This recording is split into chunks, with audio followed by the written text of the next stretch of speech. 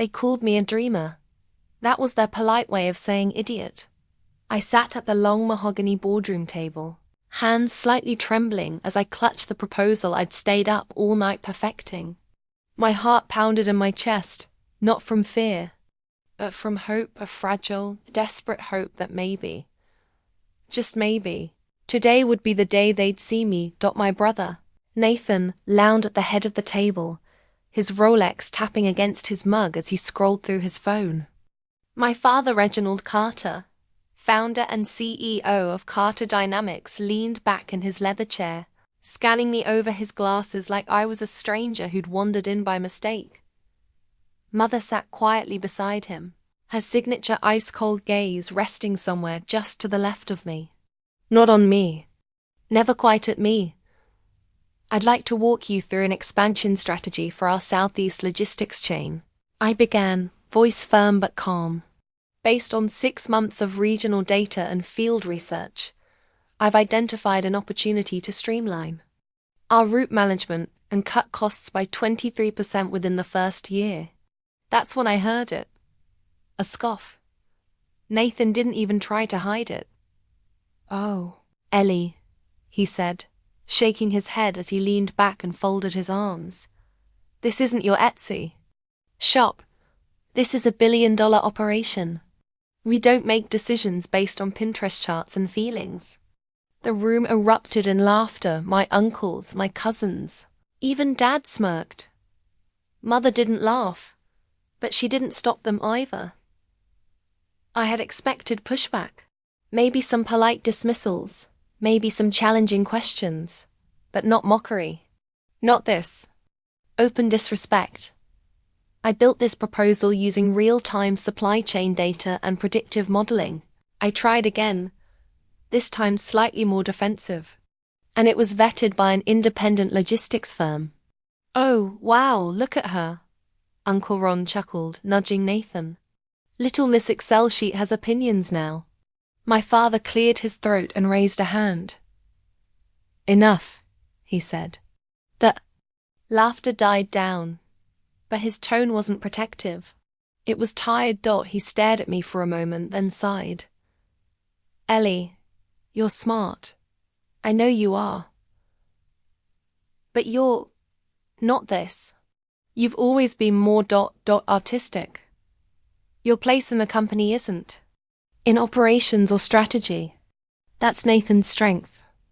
You're emotional. You care. That's lovely, but not always useful in this arena. There it was. The script I'd been reading my whole life. You're not a leader. You're too sensitive. Why don't you help with the charity division? Design a logo.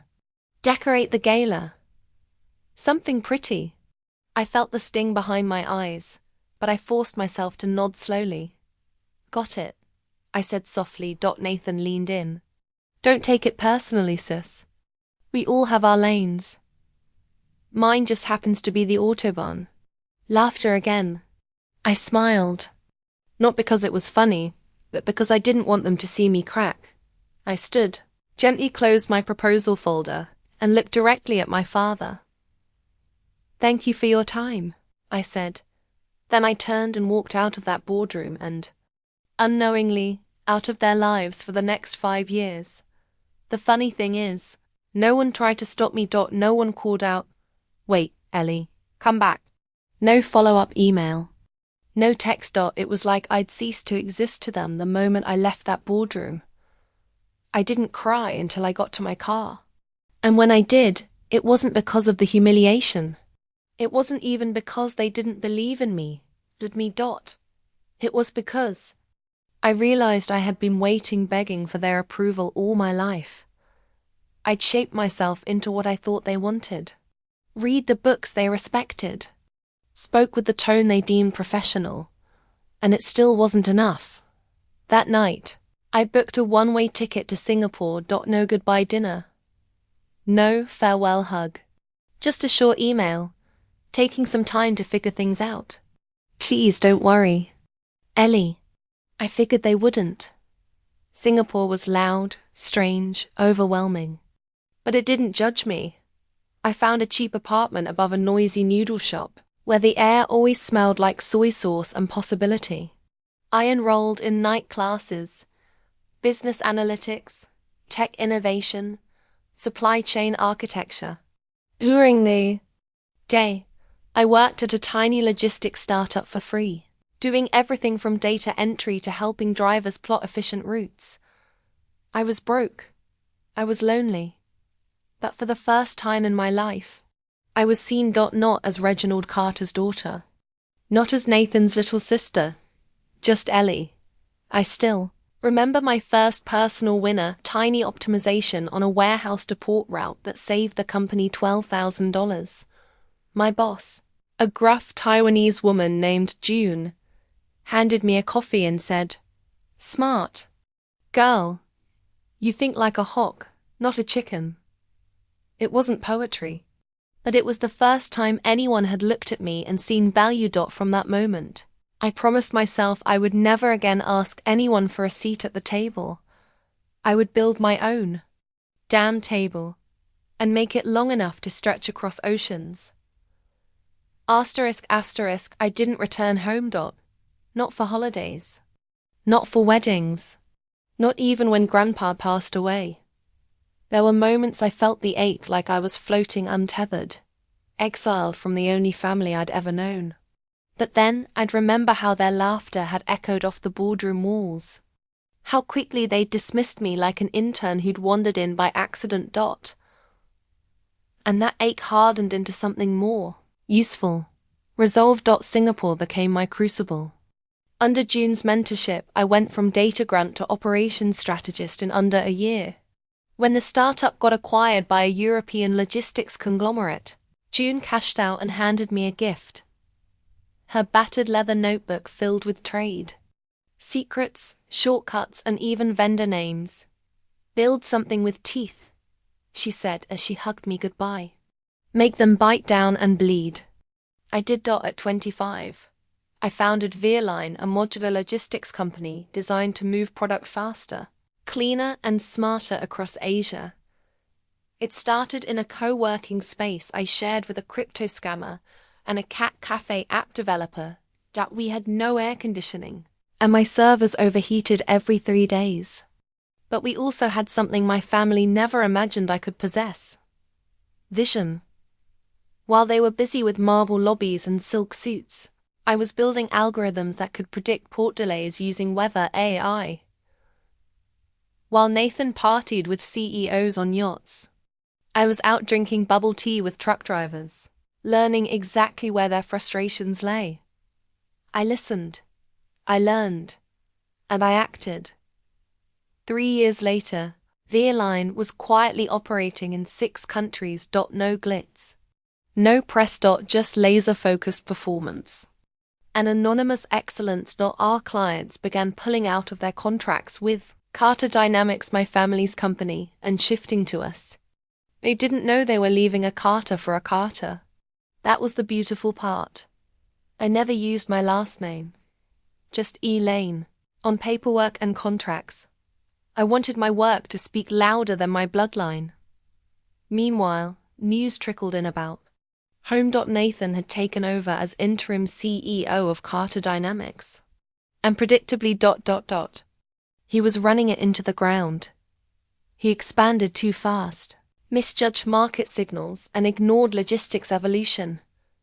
They were bleeding millions slowly at first, then in waves. Articles surfaced about internal mismanagement and low employee morale. I never smiled reading them. I'm not that petty, but I will admit, I slept a little easier on those nights.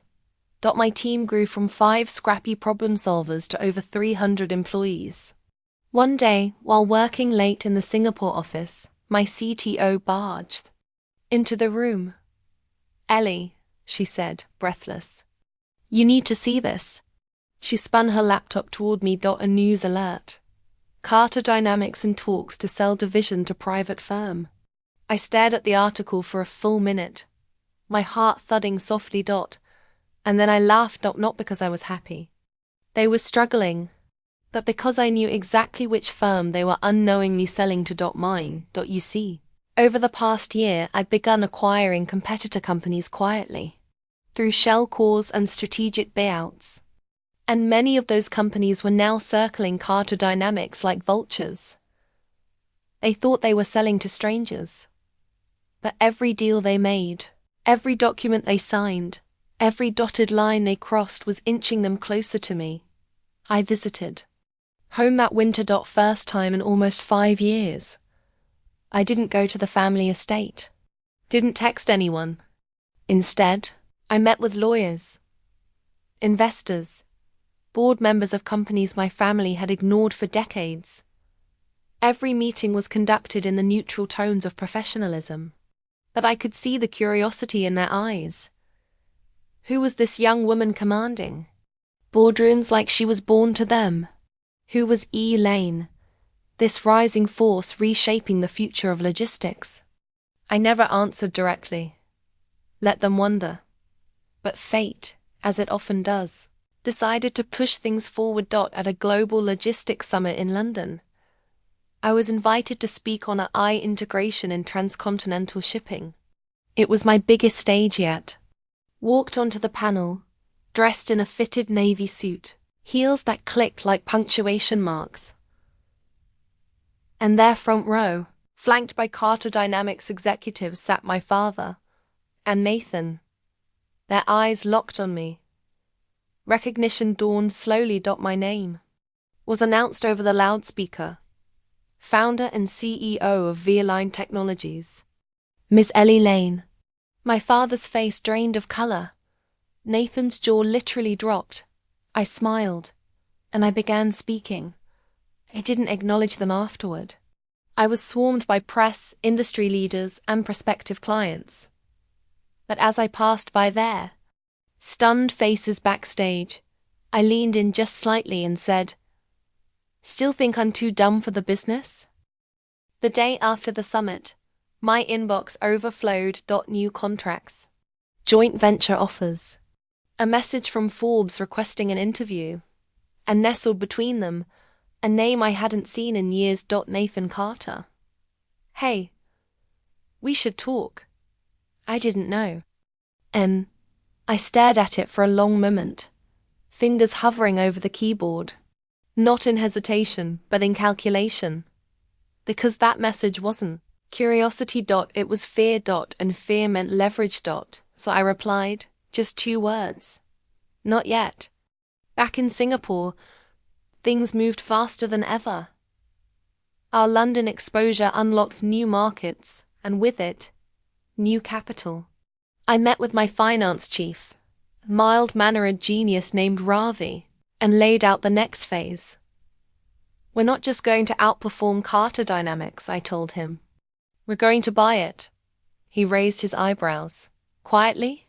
I nodded. Quietly for now. I want the knife to slide in without them noticing.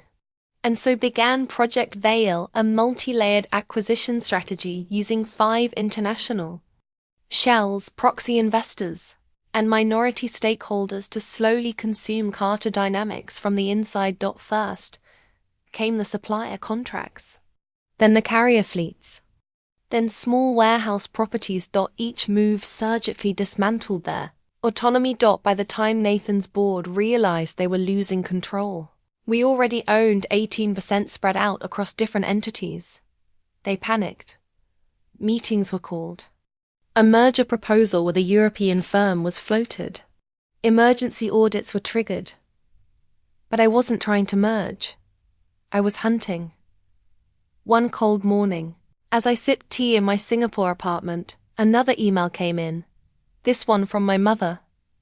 Subject: line. Come home, Ellie. She never used my name like that. Never directly. Your father isn't well. Nathan is overwhelmed. You're still family, and we need you. I read it twice.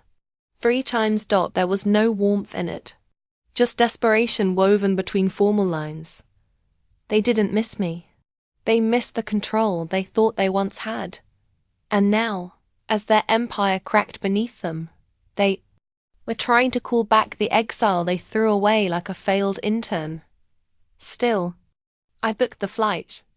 Not out of sympathy, but out of curiosity. The Carter estate looked smaller than I remembered. Funny how perspective changes when you've stood in real boardrooms, led teams, built something from ash. I stepped inside, expecting silence. Instead, I was greeted by a housekeeper and the faint sound of piano music, classical, melancholy. And then came the voice. Ellie. My mother stood at the top of the stairs, still elegant in her usual icy way. She looked older, stiffer, as though the stress had finally made its way into her bones. I wasn't sure you'd come, she said. I wasn't either. She walked down slowly, hands folded. Your father is resting. He's been under pressure. Things haven't been easy. I read the annual report, I replied. Underperformance across all sectors. Declining market share. Layoffs. Her mouth tightened. I suppose your little presentation from years ago doesn't seem so silly now, she said. I tilted my head. Apology? Observation. Same old mother. Later that evening, I met Nathan in Dad's old study. The walls were still lined with books no one read, and trophies that said more about ego than accomplishment. He looked tired. Still arrogant, but shaken. He smiled weakly. You really did it. I didn't respond. Veerlines? Yours? I sat across from him, legs crossed. Since day one. He rubbed his face. Jesus, I thought you were in Bali or something, doing pottery. I laughed once coldly. Pottery doesn't acquire 18% of your company. Nathan swallowed. He knew. I didn't need to gloat. He did it for me. You going to take over? He asked, voice quieter. Is that why you're here? I'm not here to take over, I said. I'm here to take back. His brows knit. Back what? I stood and walked to the window, watching the twilight stretch over the Carter grounds. My name, my voice, my worth.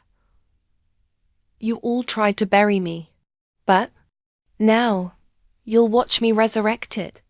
In your house, at your table. He looked stunned. I looked calm. Because this was no longer vengeance. It was reclamation. That night, at dinner, I sat at the long table where I'd once been laughed at. The room was quieter now. Fewer people. Less wine. No jokes. Only tension. Father didn't speak much. Just nodded toward me now and then, as if trying to remember how to be proud of someone he'd discarded. I didn't perform. Didn't announce anything. I let the silence wrap around their guilt. Sometimes, silence is the sharpest sound. After dessert, I stood. I placed a folder on the table and slid it forward. Inside, full disclosure of Veerline's holdings in Carter. Dynamics. We now control 42%, I said softly. By end of quarter, that number will be 51%. My mother's fork clattered. Nathan stared, blinking hard. I'm offering you a path out. A clean exit. Full buyout. Market value. Silence. You'll still have your name. Your legacies. But no control. I take the reins. No one moved. No one objected. Because they all knew the truth. The daughter they thought was too dumb for the family business now owned it. **** Silence at the table stretched long after I slid the folder forward. In that moment, I wasn't their daughter. I wasn't their sister. I was the woman with the power to decide whether they sank or survived. Nathan leaned forward, opening the folder with trembling hands. He flipped through the document's ownership trails. Investor stakes, market filings. All real, all legal, all mine. This is, he stammered. Perfectly compliant. I finished. Audited, transparent, thorough. My father shifted in his chair. His eyes, once so commanding, now held a tired wariness. "You'd really do this?" he asked. "To your family?" I looked him in the eyes. "You did it to me first." The next 2 days were full of hushed meetings behind closed doors. Lawyers were called. Advisors whispered. Analysts pored over the implications. But there was no way around it. I wasn't threatening them. I was offering them a lifeline. And to their credit, they took it. 2 weeks later, a press release made quiet headlines. Carter Dynamics merges with Veerline Technologies in strategic transition deal. The public saw it as a forward-thinking move. Only the people at that dinner table knew the truth. It wasn't a merger. It was a surrender. The first thing I did as acting CEO was dissolve the board. They weren't innovators. They were antiques. The second thing I did was establish the Innovation Council, a rotating group of young minds from within the company tasked with offering quarterly pitches and proposals. People like who I used to be. People who were always spoken over. And the third thing I did? I called June. "June," I said over video chat. "I did it." She smiled, slurping noodles from a plastic bowl. "You made them bleed?" I grinned. "And then I stitched the wound shut myself." She raised her bowl in a toast. "Now feed it. Grow it. And never, ever let a man in a suit tell you who you are again." In the weeks that followed, headlines grew louder. Veerline CEO Ellie Lane spearheads logistics revolution. The quiet woman behind the industry's loudest disruption. From boardroom exile to boardroom queen. Suddenly, everyone wanted to know who I was.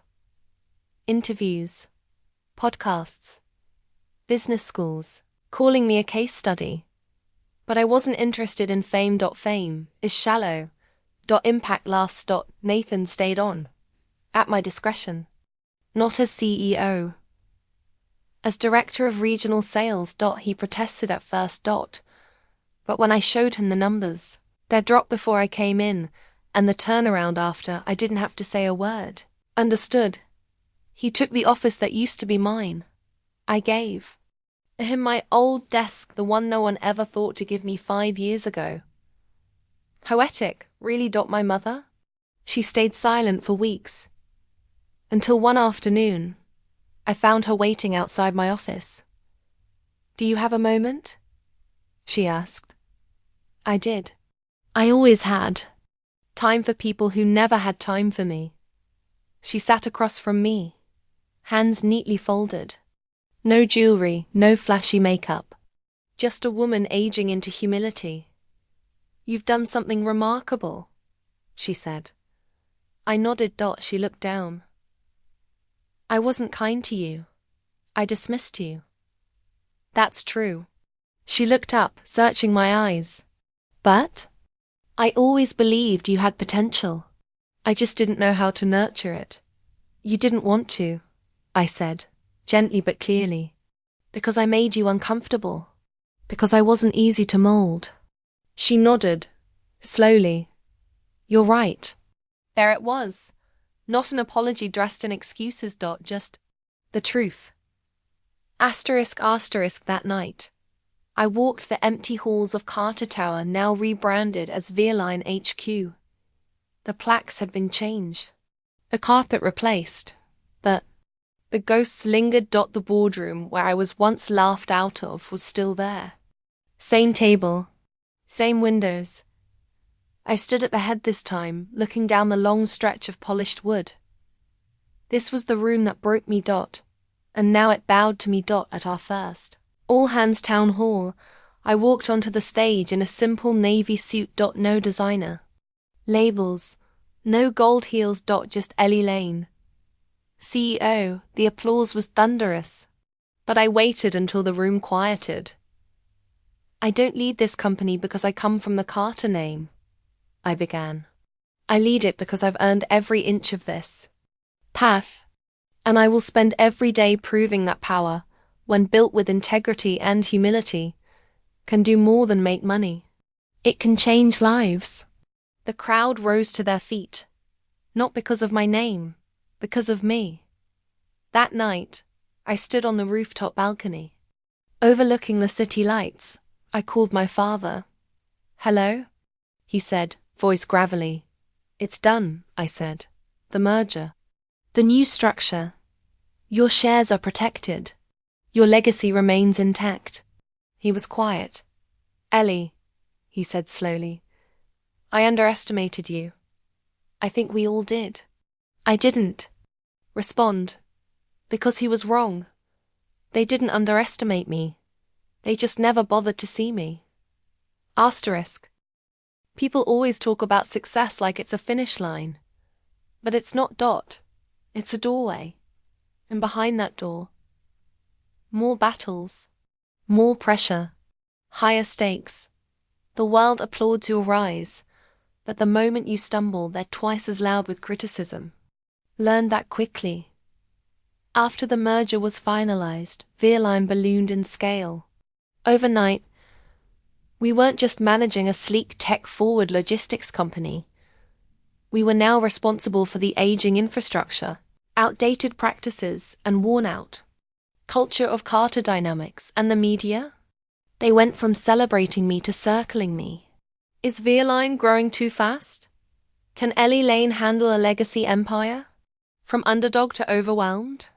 I smiled when I read the headlines, because this was the same chorus, just a different.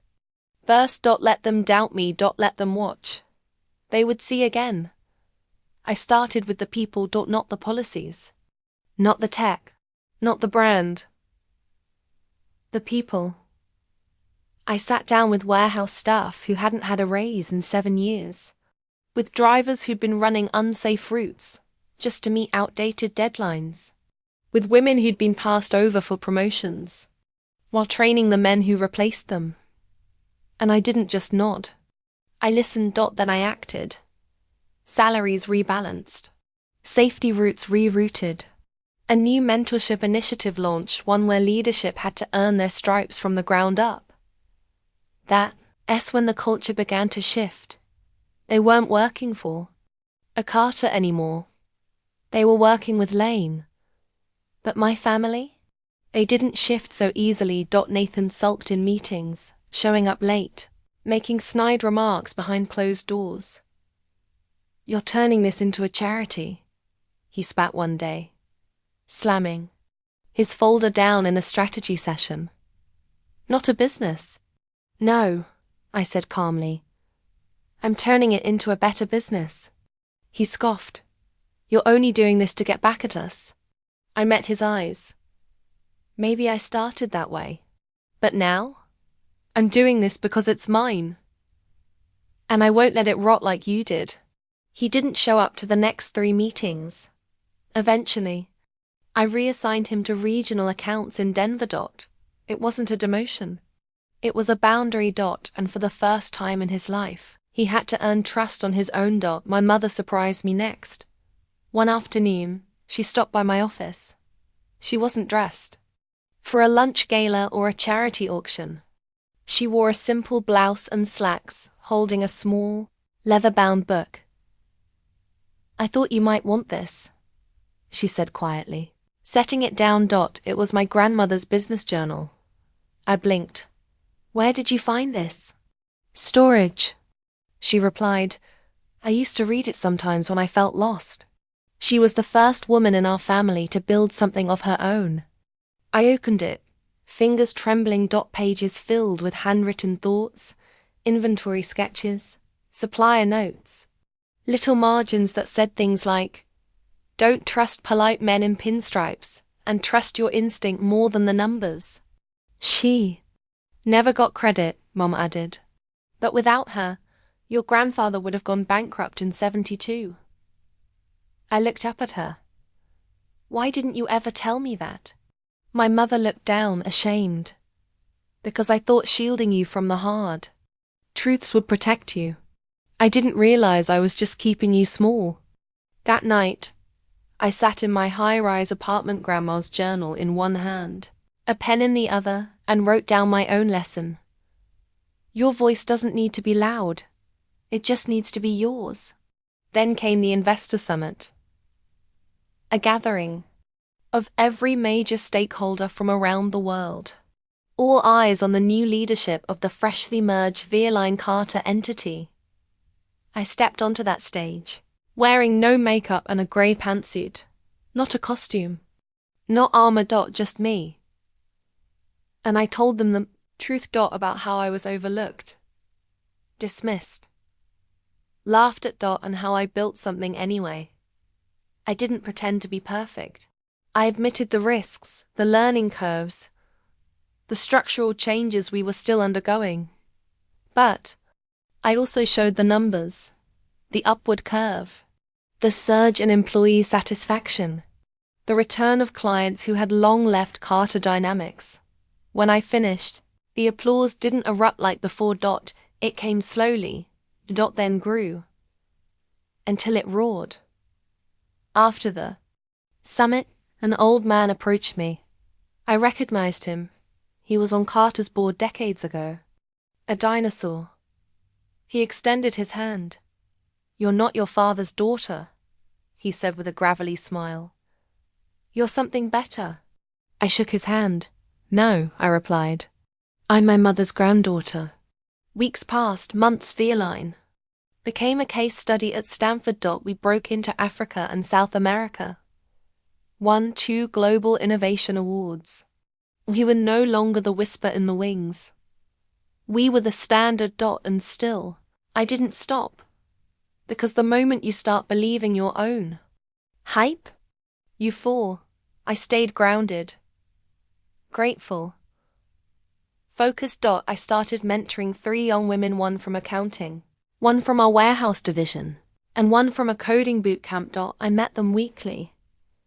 I called them the table makers, because I never wanted another girl like me to have to beg for a seat. Asterisk. Sometimes I walk past the mirror in my corner office and do a double take. Not because I don't recognize the woman staring back at me. But because I remember who she used to be. A girl in soft sweaters who brought home handmade pitch decks. A girl who whispered instead of shouted. A girl who thought she needed permission to matter. That girl still lives in me. But she doesn't drive anymore. In the spring, we hosted our first global Ellie leadership retreat in Seoul. Hundreds of employees flew in, managers, strategists, logistics engineers, even warehouse leads.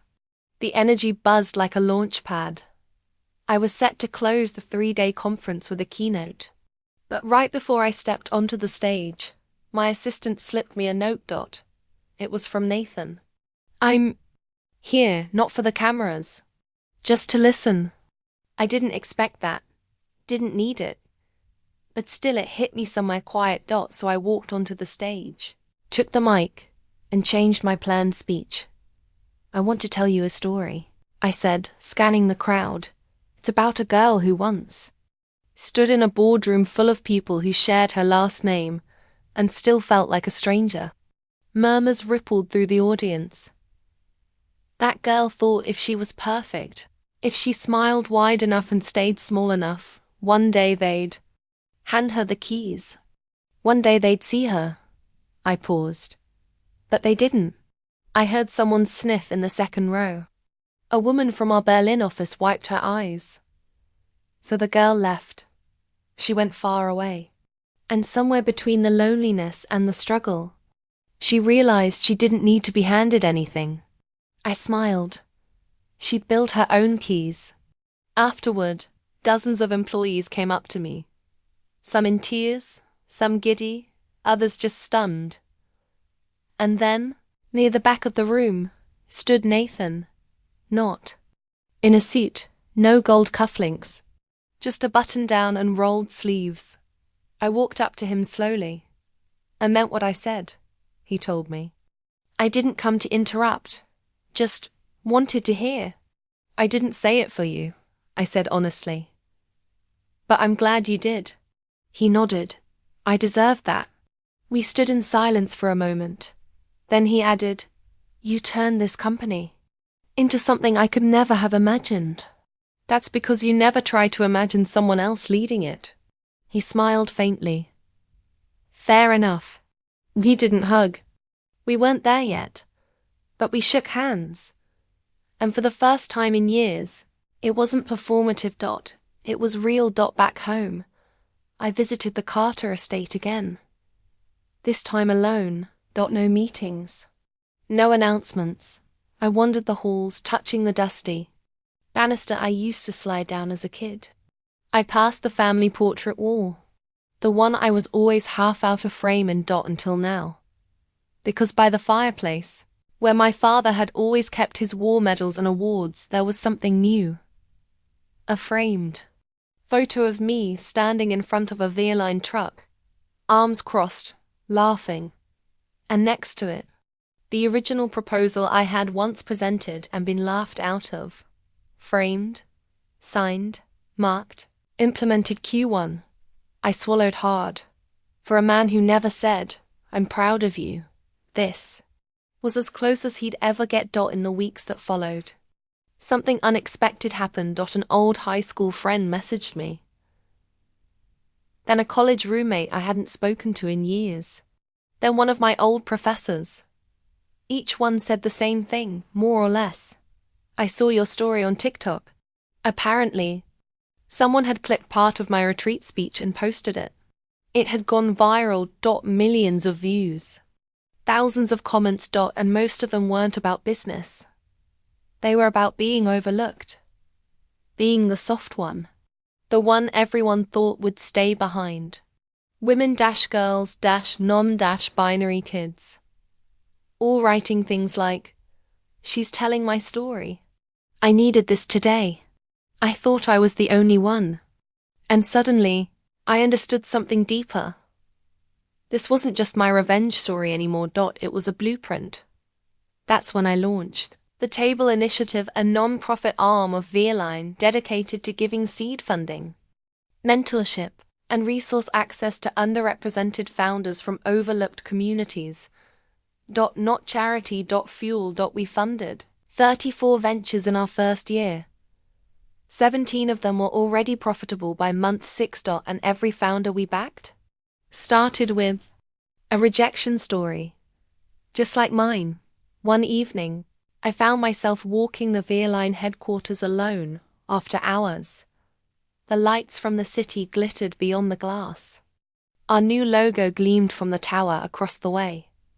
And in that moment, I whispered something out loud. You were never too dumb. They were just too loud. It wasn't for the world.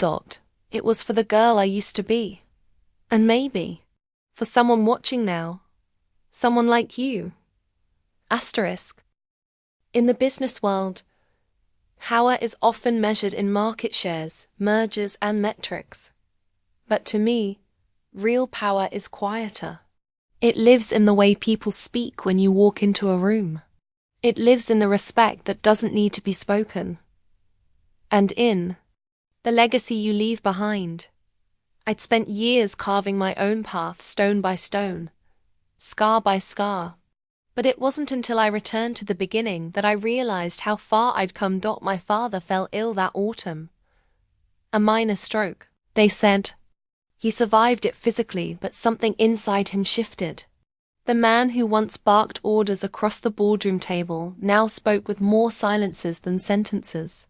He seemed smaller. Not in stature. In presence. I visited him in the study. One afternoon, he was staring at the wall, where his old plaques hung next to my new ones. We sat in silence for a while before he finally spoke. I always thought the legacy I'd leave behind was a company. I waited. But maybe it's you. He didn't look at me when he said it. But he didn't need to. That was the closest we would come to. I'm proud of you. And honestly, it was enough. After that, I started something I never imagined I'd do. I began writing a book. Not a memoir. Not a tell-all. But a guide. For the girl who still sits at her family's dinner table, scared to speak her dreams out loud. For the woman buried in spreadsheets no one reads. For the future CEO who just got told she's too emotional to lead. I called it Built from Silence. As I wrote, I found myself reflecting more and more on the idea of inheritance. We're given what we reject, what we fight to build. Most people think inheritance is just about wealth or property. But it's more than that. It's the stories we believe, the narratives we accept. My inheritance was supposed to be submission, silence, a small seat at the corner of someone else's table. But I rewrote that story, and now I get to help others do the same. Meanwhile, Ellie Lane entered its next phase. Broke ground on a sustainable mega hub in Kenya, our first African operation, fully solar-powered and staffed by local leadership. It was the future of global logistics. I flew in for the ribbon-cutting ceremony, and as I stood under that open sky, I was overwhelmed by pride, by purpose, by the full-circle feeling of watching something rise where people once told me I had no business building. A little girl in the crowd, maybe 8 years old, came up to me after the event. She had on a blazer 2 sizes too big and mismatched shoes. She looked up at me and asked, "Are you the boss of everything?" I laughed and knelt down to her level. "Just the things I built," I said. "And one day you'll build something too." She beamed. And in that moment, I knew this was bigger than revenge. This was redemption. Back in the States, my mother surprised me again. She'd started volunteering at a women's business shelter, helping survivors of financial abuse rebuild their lives through entrepreneurship. "They listened to me," she told me one night, almost in awe. I thought I had nothing to offer. "You do," I told her. "You always did. You just needed a place to say it." It struck me that maybe we were both healing, just from different wounds. Maybe we were even teaching each other how to do it. Nathan. He surprised me, 2 months after our last real interaction. He emailed me a business proposal. It wasn't flashy. Just a simple idea. A local distribution model that could cut last mile emissions by 30%. He wrote, "If this came from anyone else, you'd greenlight it. So I hope you can look at it like that." From one exec to another. I approved the pilot. He didn't ask for a title. He didn't ask for a seat. He just did the work. And for once, I saw the brother I'd always wanted. Not a rival. Not a gatekeeper. Just Nathan. Time passed. The company grew. The world kept spinning. One day I found myself back in the boardroom where it all began. Same long table. Same windows. But now, the room had been remodeled. Light wood. Bright walls. Open chairs instead of leather. THRONES.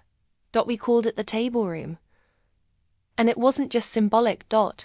It was where our table makers met every month.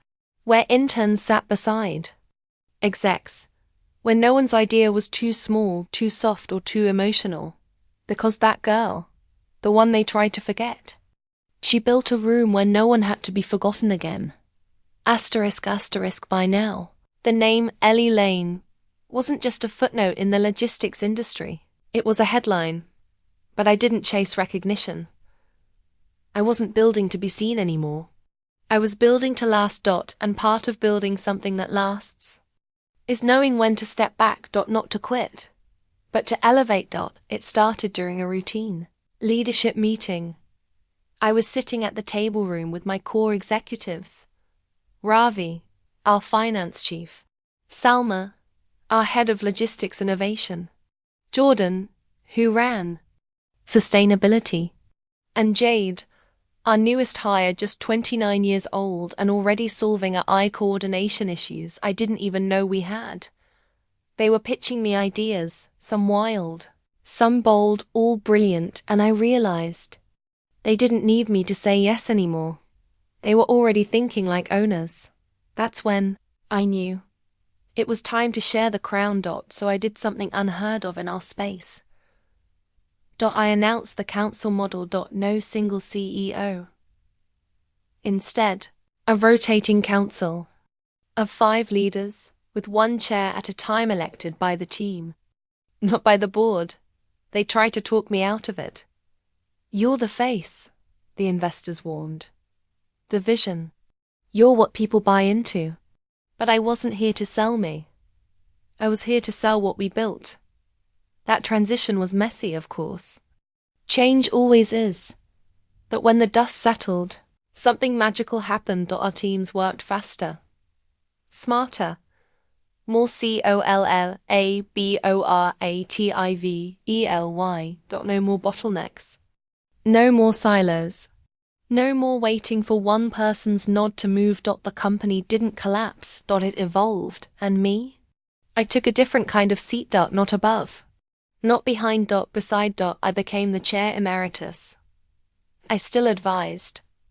Still spoke at summits. Still sat in high-level strategy meetings. But my day-to-day?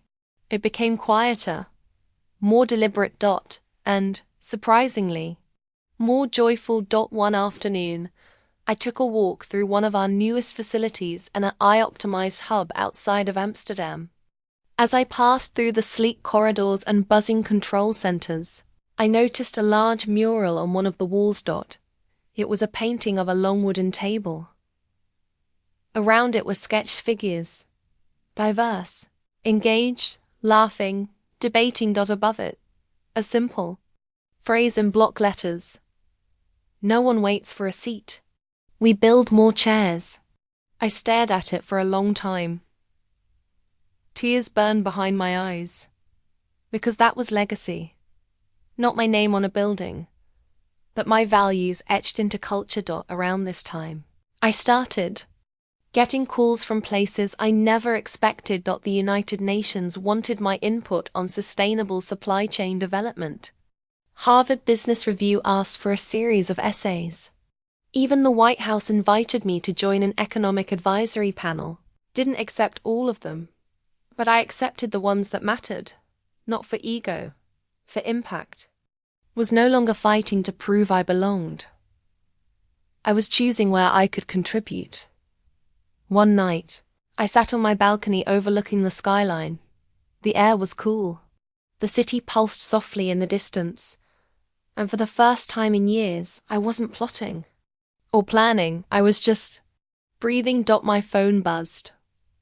A photo from one of our table makers, J. She was in Brazil, leading a community initiative we'd co-funded to empower local women in the transportation sector. In the photo, she stood with 12 women of different ages, all holding up their first business licenses. Below it, her message. All because one woman said, "Build your own table." I closed my eyes and smiled. Not because I'd won, because we all had, and yet, there was one final moment that would change everything again. It came in the form of a letter. Handwritten. Unfamiliar. Handwriting. No return address. I opened it carefully. Inside. I'm the daughter of your fathers. Former driver. You don't know me, but I saw what you did, what you made. And because of you, I told my daughter she could lead a company someday. I just wanted you to know you didn't just rewrite your story. You rewrote ours too. There was no name, no signature. Just that message. But it landed harder than any award, any article, any headline. Because this was generational. They said I was too soft. Too emotional. Too inexperienced. Too dumb to run the family business. But now, I didn't just run it. I rebuilt it. I redeemed it. I redefined it. And in doing so, I created something none of them ever saw coming, a business built on brilliance, not bloodlines. A legacy shaped by compassion, not control. A seat at the table, that no one would ever have to beg for again. Asterisk. Time has a funny way of reframing everything. 10 years ago, I was a trembling voice in a crowded boardroom, dismissed, diminished, denied. Now, that same boardroom is a training center. That same company is unrecognizable, agile, human, thriving. The name that once made me feel small, Carter, now only lives on one wing of the corporate archive. Because today, Lane stands on its own. I've learned things in this journey, lessons carved not from textbooks or TED Talks, but from scars and sweat and silence. Lessons I now pass on, especially to the women who come into my office. Nervous, apologetic, trying not to take up space. The first thing I tell them: you are not too much. You are just in the wrong room. I remember one such meeting vividly. A young intern named Hannah, fresh out of college. Brilliant but afraid to speak above a whisper.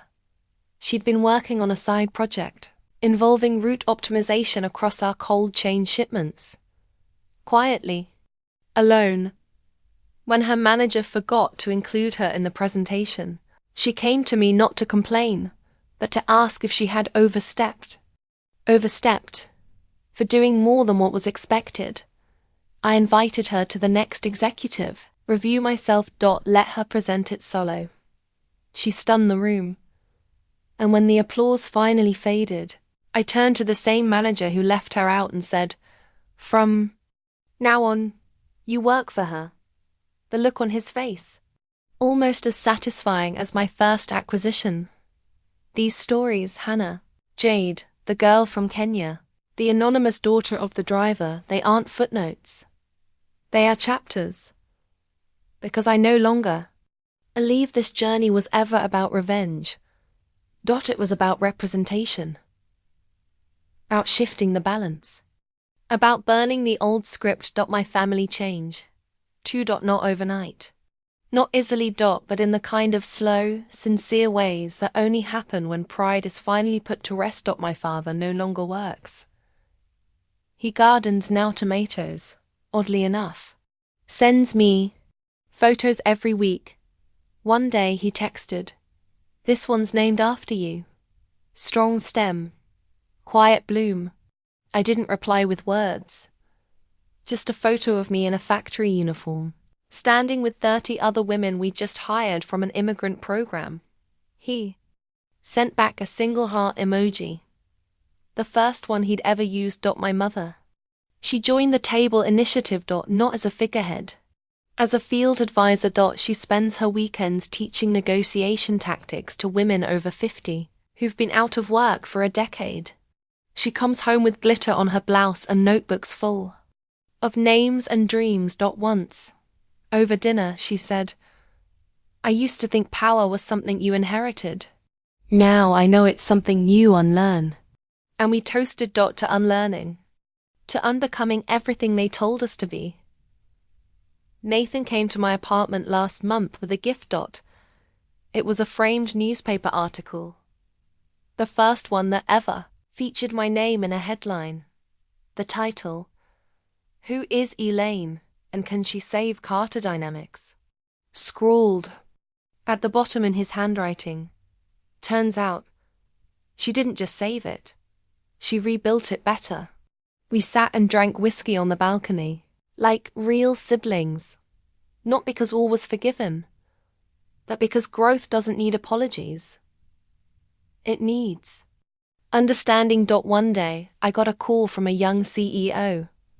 She was 26, already running a startup that would change the world if she could keep the vultures off her back.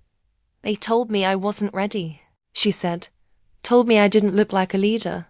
I asked her 2 things. "Do you have something to say? Are you willing to say it before they give you permission?" She said yes. So I wired her the seed capital. No pitch deck.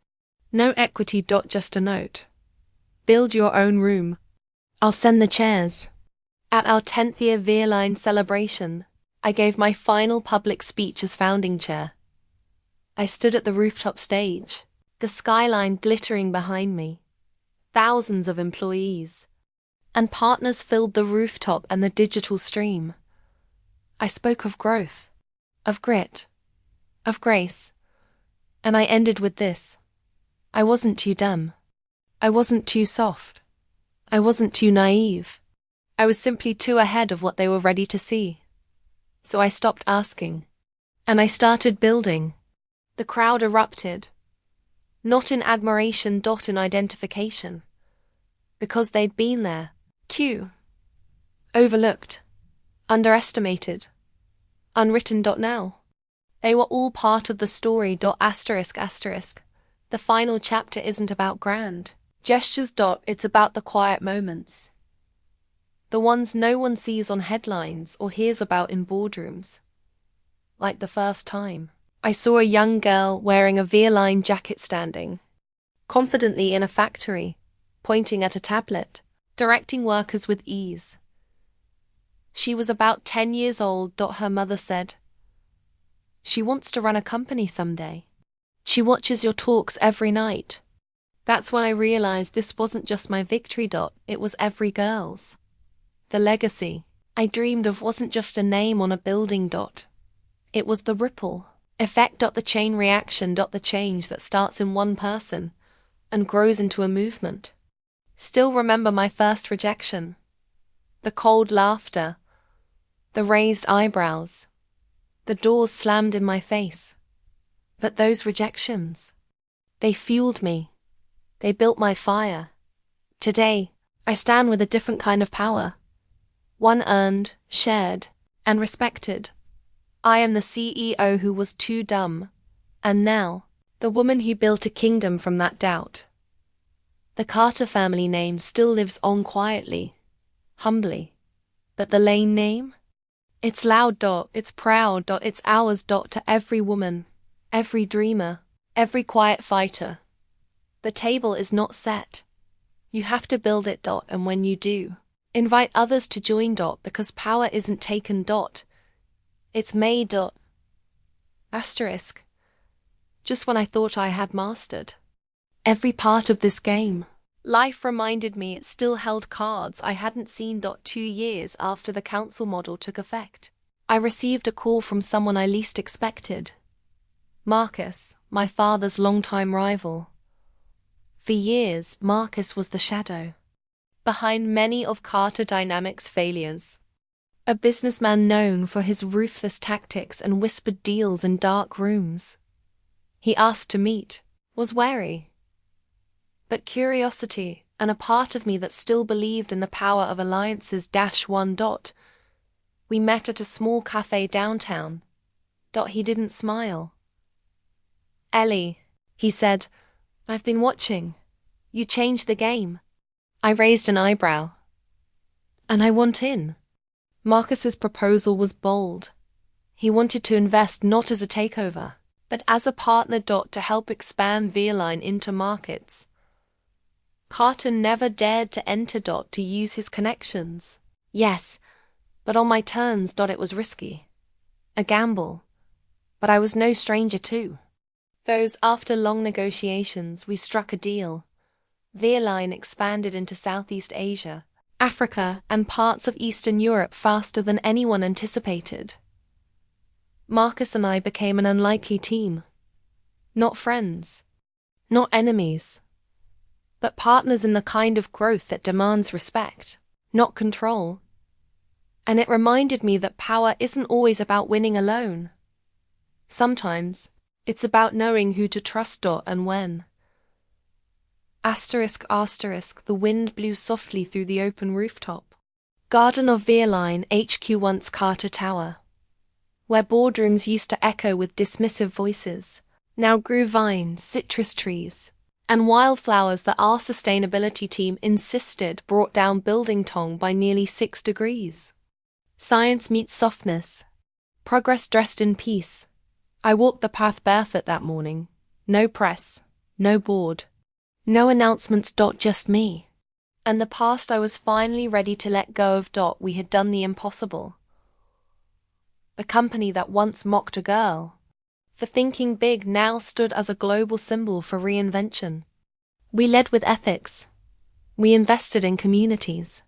We put women, queer folks, immigrants, and single mothers in leadership roles across the board. We didn't just hire diversity, we listened to it. And the industry? It followed. We'd gone from a whispered fluke to a respected blueprint. And through it all, I never forgot where I came from. 3 months before my 40th birthday, I made a decision. A real one this time. I stepped down not from power but from presence. The council would lead. My successors had already been chosen, elected by peers, not pedigree. And I wanted to live. To breathe without building. To exist without proving. I made the announcement quietly.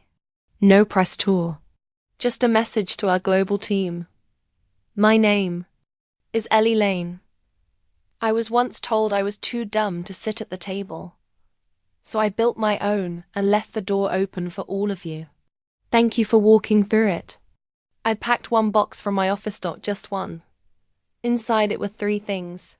My grandmother's journal, the photo of me in front of the first Veerline truck, and the handwritten letter from the driver's daughter, the one who reminded me this was never just about business. I moved to a small house on the edge of a forest, 3 hours outside the city. No boardrooms, no Wi-Fi after 7 p.m., just a wooden desk, a kettle, and windows full of stars. People asked me if I missed the power. I didn't, because I realized I was never chasing power. I was chasing permission. And once I stopped asking for it, I no longer needed the chase. A year later, I received a package from the table makers. Inside was a hand-bound book titled The House Ellie Built, Stories of a Changed World. Inside were letters. Hundreds. From people across the globe who had been lifted, inspired, seen, or hired because of the table I once built for myself. There was a letter from Hannah, now the youngest logistics director in Veerline history. A note from June, who now ran a startup that helped single moms launch remote businesses in rural areas. A thank you card from the girl in Kenya. And tucked in the very back, one last message, written in my own mother's handwriting. Ellie, you were never too much. We were just too small to understand your light. I'm sorry it took so long, but I'm proud. So proud. Love, Mom. I wept. Not because I was sad, but because I was free. Somewhere out there, there's another girl sitting in a boardroom being told she's not ready. To her, I say this. You are not their projections. You are not their fear. You are not their limits. You are your own revolution. So don't just take the seat they offer. Build your own room and leave the door open behind you. Because legacy isn't what you leave behind. It's what you make possible. Asterisk. Thanks for watching. Hoped you liked it. If you watched till the end, please comment revenge so that we could understand you were with us till the end. As well as, please let us know where are you watching from. Before leaving, please hit the subscribe button. Comment your thought and share with your nearest and dearest one. See you in the next one. Until to the next one, stay happy. Asterisk.